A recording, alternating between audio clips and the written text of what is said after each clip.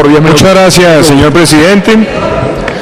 Yo quisiera hacer 5 observaciones puntuales con respecto a este presupuesto. El primero es que tenemos muchas inconsistencias macroeconómicas entre lo que el presupuesto plantea y la realidad económica del país. Y eso puede llevar a que tomemos decisiones equivocadas, apreciados senadores. Para empezar, las expectativas de crecimiento económico con las que está construido este presupuesto cada vez más se alejan de las proyecciones que tienen organismos internacionales y el propio Banco de la República. Estamos viendo además un grave deterioro de la confianza del consumidor, de la confianza del sector industrial, de la producción industrial, de la producción agrícola. Y agréguenle a esto, apreciados senadores, que las expectativas que tiene hoy el gobierno en materia de déficit fiscal se van a agravar. El gobierno plantea un déficit del 3.6% del PIB para este año, pero vamos a estar en el borde del 4% y le van a dejar al próximo gobierno la difícil tarea de llevar eso al 1% en el 2022 en uno de los ajustes más severos que haya conocido este país. Pero además ahora el gobierno también sale a hacer gran alaraca por la reducción del déficit de cuenta corriente. No nos engañemos, senadores. Esa reducción no viene vinculada a ninguna gran política macroeconómica, sino a la desaceleración que ha tenido la economía colombiana. Y por otro lado, el déficit de la cuenta corriente, acompañado con el déficit comercial, sigue presentando graves preocupaciones. A mí me parece muy importante también que se le diga al país, señor ministro, las expectativas que hay sobre el sector petrolero, porque el marco fiscal de mediano plazo ha fijado unos aportes anuales en los próximos 10 años que pueden superar los 6 o 7 billones de pesos. Y que usted sabe perfectamente que con la tasa de crecimiento del 14% implica que el país tiene que aumentar sus reservas en más de 2.000 millones de barriles. Y eso también tiene que ir vinculado con una producción de cerca de 900.000 barriles día. Algo que hoy no se ve realista y algo que va asociado también con una serie de acciones en materia de perforación que implica abrir debates muy serios en materia ambiental. Grave que estas cosas se estén inflando de esa manera. Pero quiero pasar a un segundo punto, señores senadores. Este presupuesto aumenta el funcionamiento en un 5% y reduce la inversión en un 3%. Pero qué doloroso es que se aumenten 7.000 cargos a la rama ejecutiva por un valor de 786.000 millones de pesos. Que claro, el ministro va a decir que es parte de un ejercicio de formalización de aquellos que estaban en un régimen contractual distinto. Yo pregunto, ¿no será más bien responsabilidad del gobierno optimizar esos recursos después de los 18.000 cargos que se le habían agregado a la rama ejecutiva hasta hace 2 años y que se comprometieron a que no iba a seguir incrementándose por esa vía de la modificación contractual? Eso deberíamos estar exigiéndolo en este momento. Pero yo quiero también dejar planteados acá unos temas sectoriales, para darnos cuenta que una cosa es el discurso y otra muy distinta el recurso. Aquí se habla mucho de la reforma del sector rural, se habla mucho de los acuerdos, se habla mucho del campo como la gran autopista del progreso.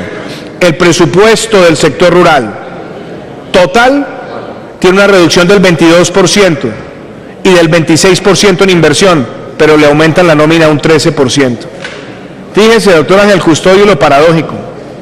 Ahora, el sector transporte, con todas las expectativas que había en el plan de vías, en el Invías, tiene una reducción del 12% en el presupuesto total.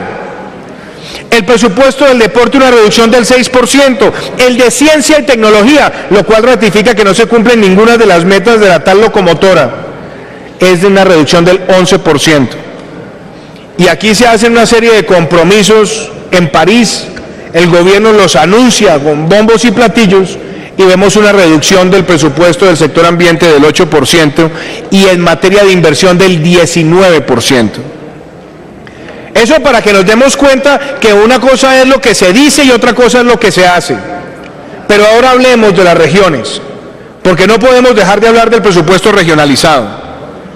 Aquí hay departamentos que, por ejemplo, con respecto al 2016, no sé si por acá está el senador Velasco, pero la senadora Paloma sí está, el Cauca, una reducción del 15% con respecto al presupuesto del 2016 en el regionalizado, con todos los problemas sociales que estamos viendo todos los días. Cundinamarca, senador Restrepo, una reducción del 14% con respecto al 2016. Estamos viendo, por ejemplo, departamentos aún con mayores necesidades y que hacen parte de cualquier estrategia de consolidación de presencia del Estado, como el Guainía, una reducción del 56% con respecto al 2016, el Guaviare del 44%, senador Honorio, el Magdalena del 18%. Entonces uno se pregunta, ¿aquí cuál es la agenda real del gobierno? San Andrés y Providencia, con todas las necesidades que tiene, una reducción del 12% del presupuesto regionalizado con respecto al año 2016. Eso nos demuestra que aquí ni se le está cumpliendo a los sectores, ni se le está cumpliendo a las regiones. Y además, la consistencia macroeconómica de este presupuesto es profundamente débil. Y además el endeudamiento del país sigue creciendo a niveles preocupantes. Las vigencias futuras ya son 10% del PIB. Y el gobierno nos va a dejar enquistada acá una bomba de tiempo porque tampoco se ve en el presupuesto cómo se van a abordar necesidades tan grandes como las que se vienen en materia de reforma pensional, donde nunca se quiso siquiera tocar por parte del gobierno una reforma. Tenemos un déficit en el sistema de transporte masivo nacional, en todos los programas que supera los 5 billones de pesos. Tenemos un déficit en el sector de la salud que supera los 6 billones de pesos. Y ojo con lo que les voy a decir, aquí no se ha hablado nada del déficit que le está dejando Electricaribe al gobierno nacional. Entonces, yo creo que aquí el gobierno no puede seguir haciéndole trampas a este país y a este Congreso. 11 billones de pesos es lo que se considera que puede llegar a costar la situación de Electricaribe para los colombianos. Entonces yo creo que este presupuesto, una vez más, es un monumento al derroche, al mal gasto, es un monumento a la mala asignación, es un monumento a la mala focalización y está dejando a este país en una situación de inmensa vulnerabilidad fiscal para el año 2018 y los años venideros.